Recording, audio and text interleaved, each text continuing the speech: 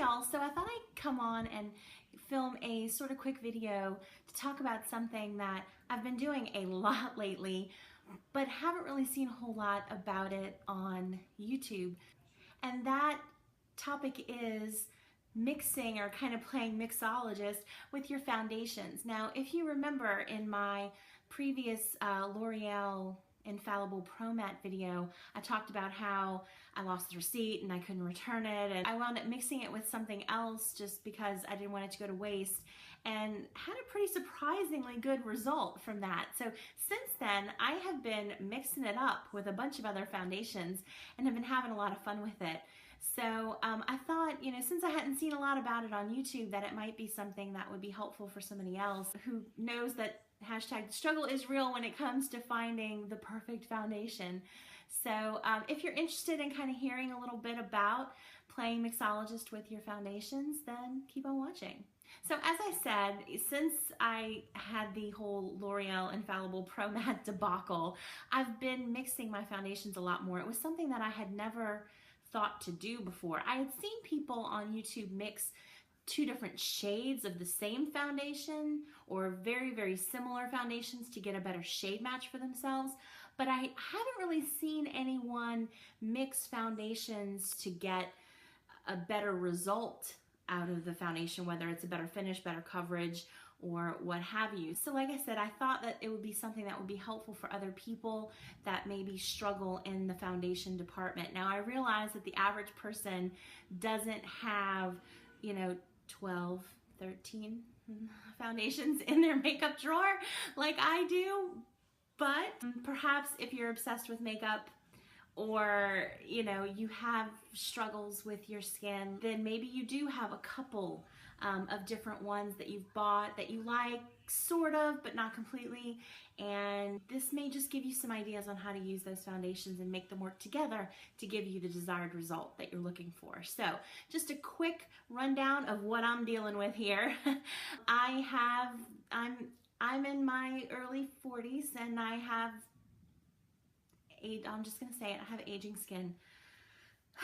Sad but true, but I do. And I've always had oily skin, but thanks to one of these guys back here, I recently discovered that I also have some dry patches. So clearly I now know that I have oily combination skin. I have enlarged pores on several areas of my face. I have rosacea, so I have a lot of redness to cover on any given day, and I have very, very long days, so I need my foundation to kind of stick with me and not, decide I'm out of here at 3 o'clock in the afternoon.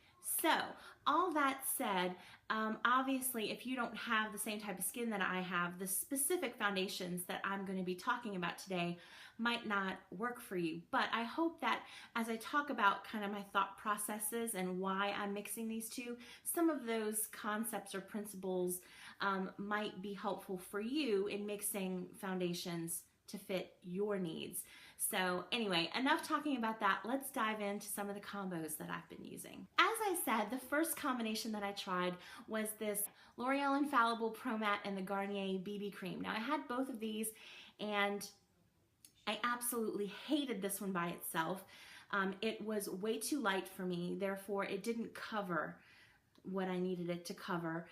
It was dry as the freaking Sahara on my face. It looked horrible. It blended terribly, and it took me forever to find something that it actually worked halfway decent with. And yeah, I just absolutely hated it. This is the lightest shade, but the second to lightest shade, which is normally what I buy in foundations, was too dark for me. So, and I definitely wasn't going to go buy two of these things.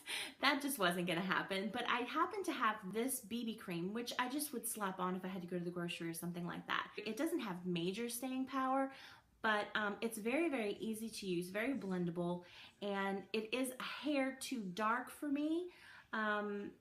So I don't really wear it a whole lot, but I thought if I combine the two, this one was too light, this one was too dark, this one didn't blend very well, this one blended pretty easily, this one was very, very matte, and this one wasn't quite as matte, that maybe I would get something that was actually wearable.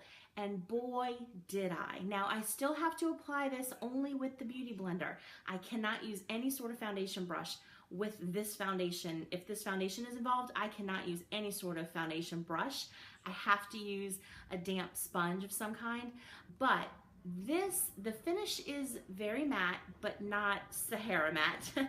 And it lasts all day. I'm not even kidding. I wore this for 14 hours and I had no oily breakthrough at all. The foundation did not budge. So the infallible part of this is definitely true. This just helps it make it more wearable and usable for me, for my skin type, for my skin tone. It's a little more matte than I really like in a foundation, but if I know that I'm gonna have a really, really long day, I'm definitely gonna be reaching for this. As I said, the combination, that first combination was a bit too matte for me. So I again went on the hunt for another kind of everyday, affordable foundation to wear to work that would see me through and not, you know, give up the ghost at 3 o'clock in the afternoon. What I picked up was this Maybelline Dream Wonder foundation. Now, I have been a fan of this sort of serum-y, liquidy, very fluid foundation since I first stumbled upon this Physicians Formula foundation. So I was super excited to try this. The only problem with this one was that it clung to dry patches. So that was a little bit of a problem. And the finish was a tad bit more matte than what I would really want day to day. This foundation has the exact finish that I'm looking for. It doesn't cling to dry patches. It doesn't pool in my pores. It lasts me all day long and it looks beautiful, but it's a hair too dark for me. So I thought if I mixed this one that was a little bit lighter, it would bring the shade down to what I needed it to be, and maybe it would take a little bit of the matteness away from this foundation. And that's exactly what it did. I mixed these two bad boys up and wore them to work.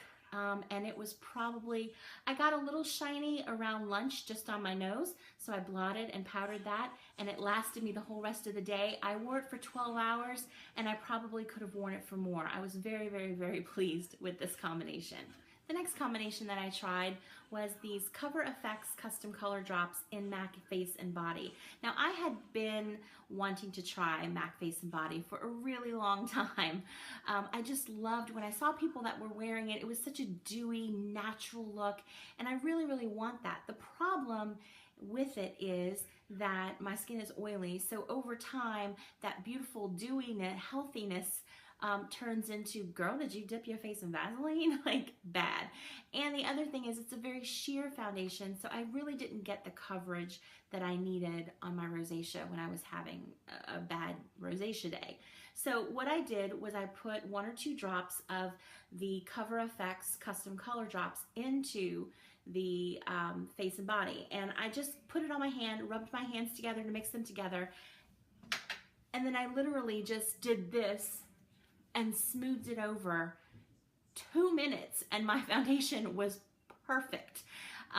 Perfectly blended, super easy to do, didn't pool in pores, didn't cling to dry patches, it smoothed over everything. I looked amazing. In fact, it's what I'm wearing right now. Now, this is about 15 hours in, and all I've done today is blot my nose about 2 hours ago and put a little bit of powder on it and add a little bit more lipstick before filming. So it's held up amazing. It really is quite magical. The Face and Body is MAC's best-selling foundation, and for good reason.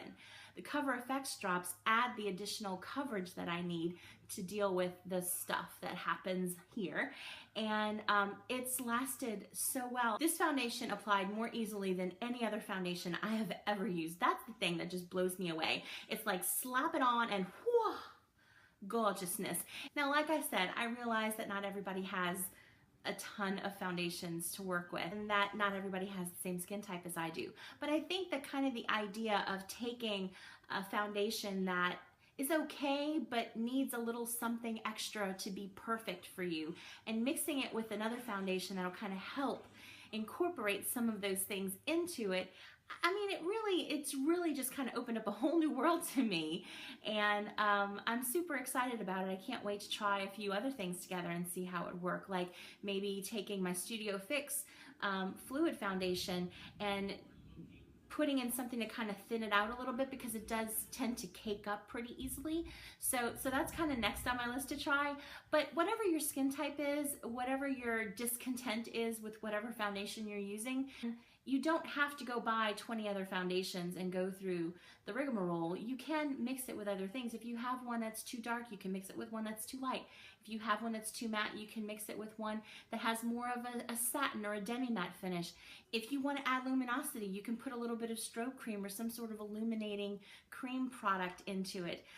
So there's just so many different things that you can do by mixing foundations that you might not be able to get, or you would have to go through and buy 12 different foundations to find the one that does all of those things for you. So yeah, it's super exciting. Now there are some things that I've discovered that you probably have to keep in mind. In mixing foundations, you have to make sure that the foundations that you're mixing together work well together. You don't want to mix an oil-based foundation, a foundation that's very emollient and has a lot of oils in it, with one that is water-based, because oil and water do not mix. They will separate, and it will do that on your face, and you will look like a crazy hot mess.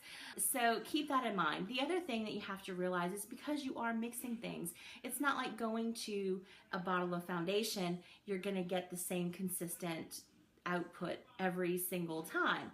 You're mixing things, so the ratio might be different. Most of the foundations that I've played with have been very forgiving in that and have worked just fine. But I discovered when I was mixing the L'Oreal Pro Matte and the Garnier, if I don't get the ratio just right, it's a problem. And you know, these all have different dispenser systems. You know, I have a couple of squeezy tubes and some wands and a pipette. So it's not always easy to get the perfect ratio every single time. So you just need to kind of be careful and pay attention to that, because sometimes if you don't get the ratio right, it could be a little bit of a problem. But other than that, just have fun with it. Now, if you have played around with mixing foundations and there's anything that I left out or any helpful hints you want to add, feel free to do that down in the comments, or, you know, just say hi. It doesn't cost anything and it would make me really happy. So anyway, thank you for watching. And if you found this video helpful or informative or entertaining, or if nothing else, as usual, made you feel better about your life because you don't have to obsess about foundations the way that I do, then please consider giving this video a thumbs up and subscribing. It would make me do a little happy dance. It would also help me out a whole lot. It really just, liking and subscribing really kind of helps boost my chances of showing up when people come to YouTube or do searches. So it would help me grow my channel, and it would make me eternally grateful.